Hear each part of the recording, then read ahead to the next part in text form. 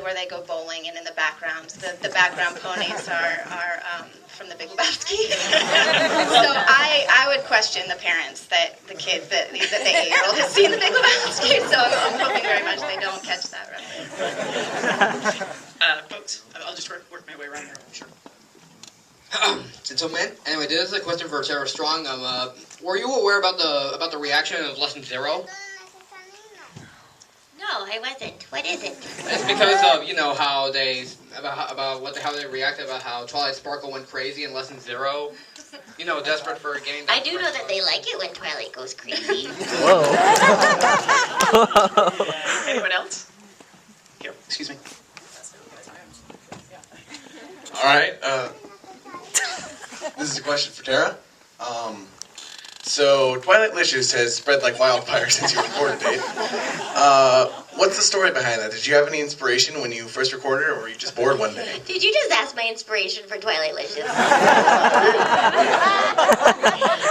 The truth is, I have a crazy life. I will average between 6 and 10 different shows at a time, on top of being a mom, which I am really involved and take my kids to all their sports. So sometimes I'll be sitting in there and watching karate, and the most cuckooest thing will come to mind. I'm like, let's see what this does. And I don't know, I just think, I don't know where Twilight Licious came from, but it popped in my head and I put it on Twitter, and then people are like, you have to record that, and I'm like, okay.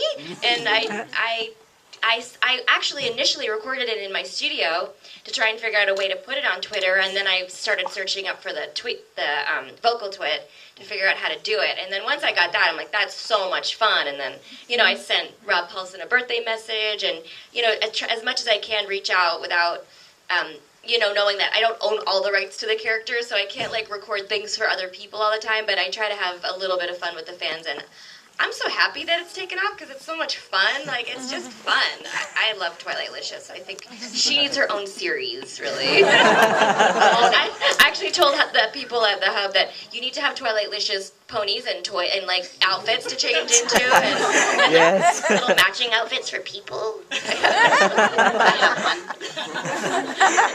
right, who else has, start moving way around. Before we continue, hang on. You want to stand up for a minute? Here is the cosplayer.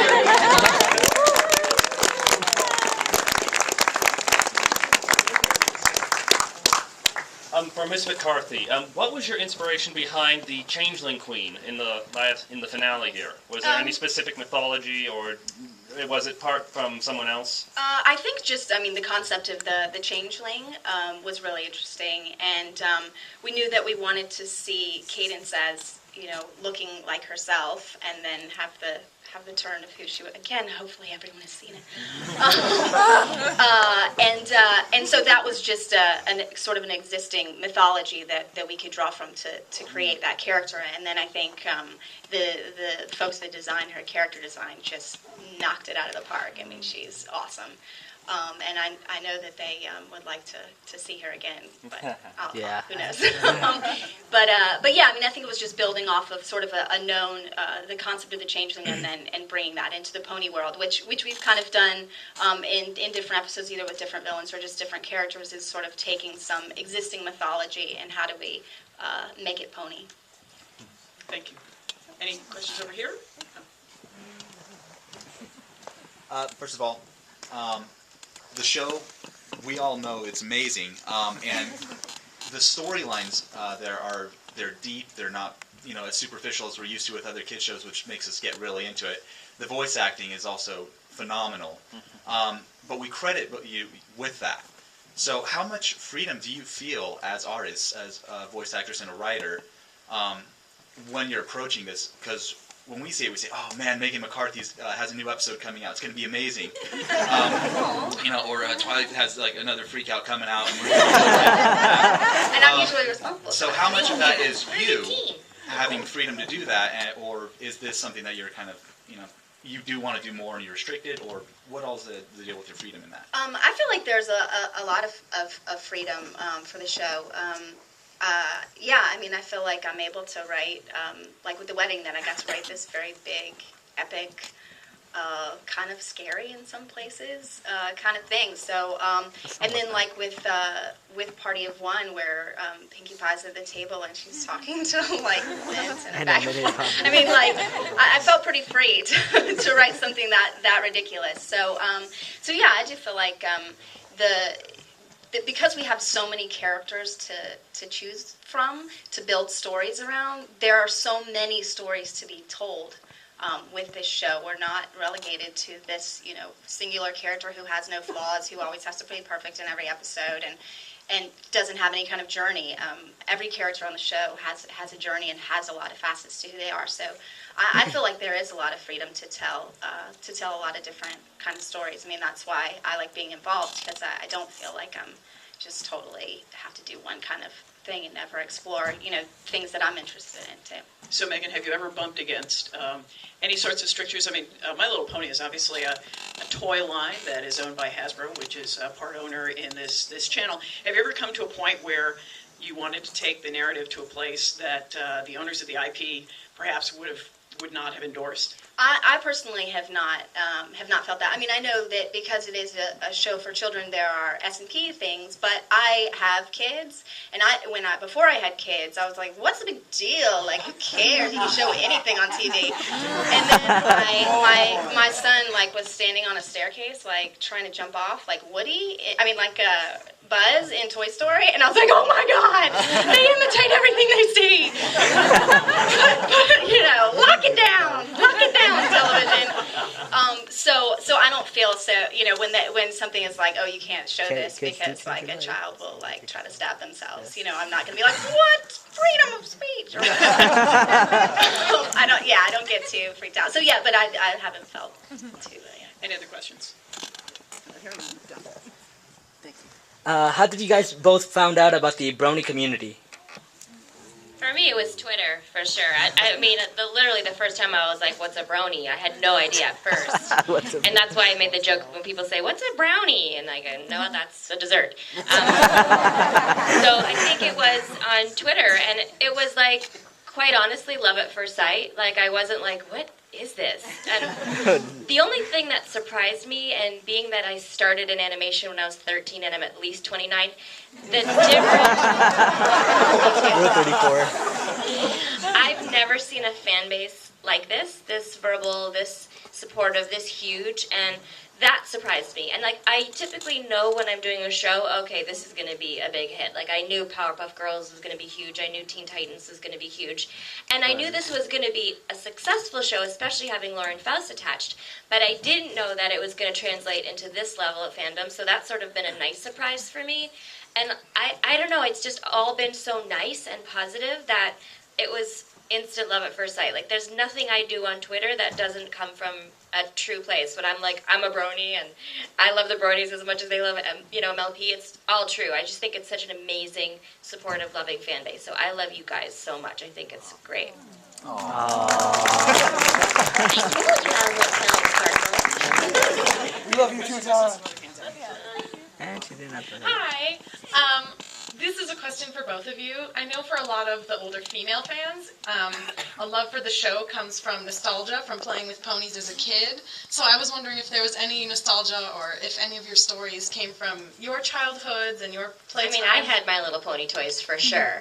And I actually grew up in a toy store. My parents had a toy and candy, and I had a sticker collection. I had all My Little Pony stuff.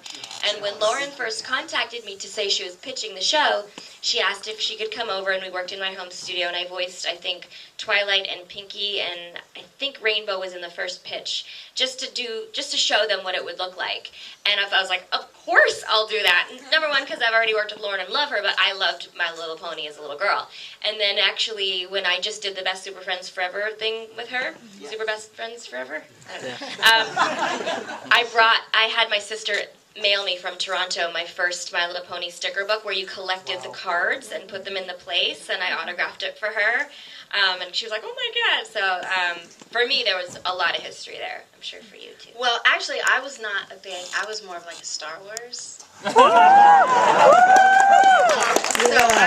that was all my stuff was like all Star Wars action. I was all action figure stuff, and but my sister was Pony and Strawberry Shortcake and all that. So we certainly had it in my house, but usually they were like the victim of like Darth Vader attacks.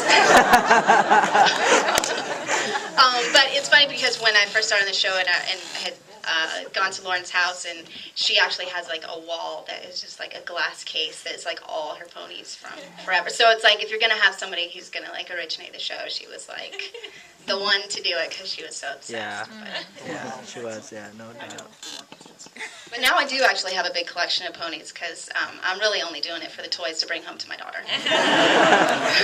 So I have kind of a big question, and it's in regards to how important the female characters are in the show, and I'm sort of curious how you're able to communicate the female, like the aspects of having these great female characters to guys and girls, and as well as in other animation, if there's any way to like bring about the female role a little bit more and more out, sort of, instead of just being, just men. Side character. Yeah, exactly. So as females. I was actually on a panel several years ago that was talking about like the representation of girls in television. And at the time I was sort of saying, yeah, it kind of sucks. And a lot of that came from the fact because there's not as much of a representation of girls that they can't be funny. Because then it's sort of like, oh, well, girls are this way, and so we have to make sure they're portrayed as smart and always making the right decisions, or everyone's going to say, oh, yeah, because girls are dumb. But now with a show like this, and hopefully this influencing other shows, because you have such a diversity of characters and such a great representation of different types of girls, they can all be funny, and I'm hoping that this show and its success and its crossover success helps show that the gender doesn't matter if you're telling interesting stories with funny, interesting people or ponies. That people will get excited about it. But I mean, I do think about the fact that this is representing girls, and that there is an audience of the core original audience was younger girls. And I want them to have a show that they can be proud of and feel connected to. But I think it's great that then guys really got into it too, because it just shows that it does. You don't have to pigeonhole it into one gender. It can appeal to lots of people. Thank you.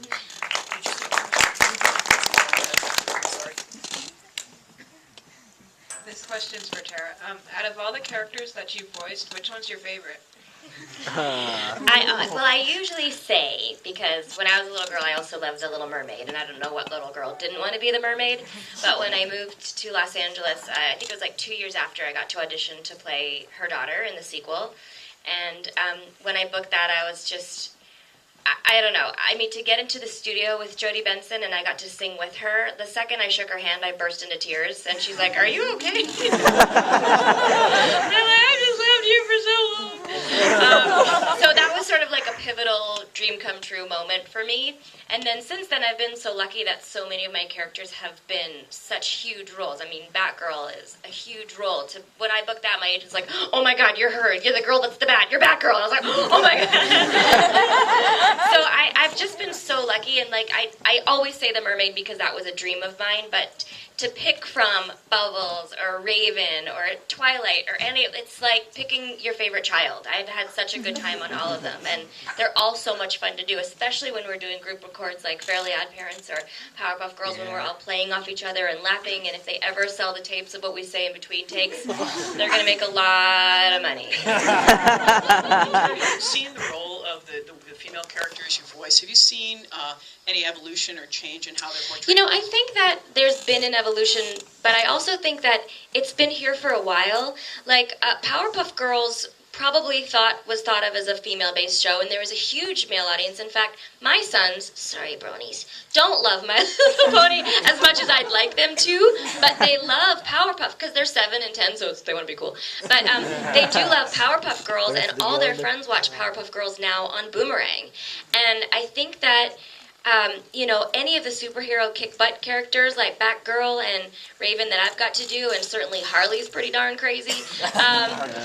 I think that the evolution is already here. Like, I was going to put on Twitter the other day, from cartoons we can learn that dads are dumb. Because all the male, dad characters, a lot of them are really dopey. I mean, I was just watching something the other day with my son. I'm like, God, the dad's so dumb. And so I think it's already here that female characters are appreciated and loved, and a female driven show where there's a lot of female characters doesn't necessarily have to be just for girls.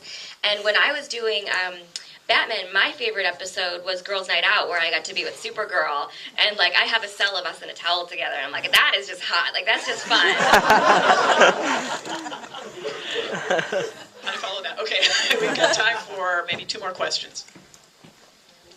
Kind of piggybacking on the nostalgia question, were there any challenges to updating My Little Pony for kids in the 2000s versus little girls in the 80s? And what was the process for that? What did you have to do?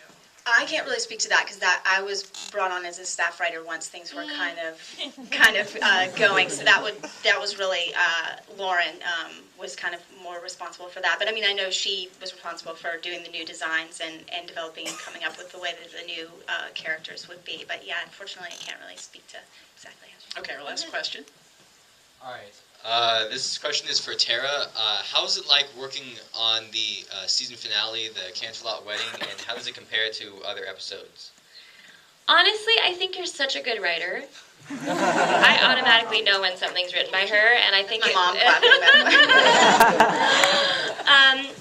I think that when episodes of shows translate to an adult audience, it's because of the writing, and you can make kids shows with plenty of adult humor that everybody can sit down and enjoy them together. And I think Canterlot Wedding was so well written. Like, I know when I'm watching a show and I'm like, and I get a little teary and I'm in it.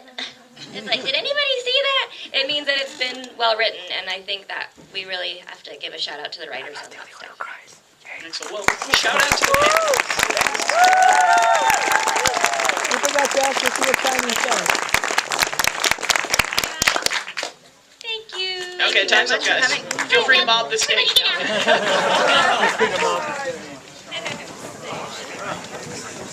It's ours. Oh, you didn't buy anything, huh? Oh, it's ours. Oh, sorry. You gonna go up there? Oh, she's leaving. I guess so. Yeah.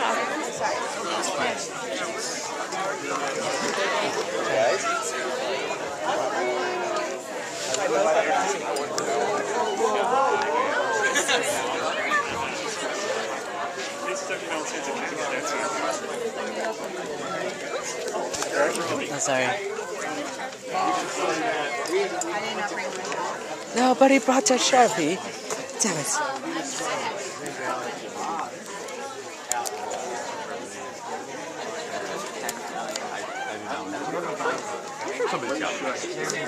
Never put a marker?